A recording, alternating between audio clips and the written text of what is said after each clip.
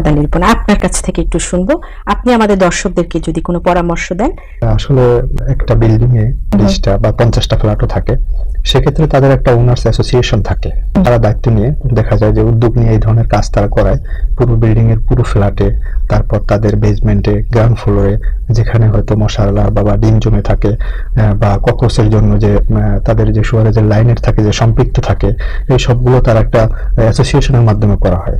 Individually আলাদা আলাদা একটা বাসায় করালে এর আউটপুটটা তেমন একটা বেশি আসবে না। দেখা যায় আমরা এটা করে থাকি গ্যারান্টি সহকারে। একটা বাসার জন্য কেমিক্যাল এটা ট্রিটমেন্ট করলে দেখা যায় 4 মাস 6 মাস এরকম হয়ে থাকে, ভালো থাকে। কিন্তু টোটাল বিল্ডিং যদি কমপ্লিট করা হয়, এই পেস্ট কন্ট্রোল করা হয়, তাহলে সেখানে মিনিমাম 1 ইয়ার্স এর মতো তারা সেফ থাকতে পারে আর কি। আচ্ছা, অনেক ধন্যবাদ আমাদের সাথে থাকার জন্য।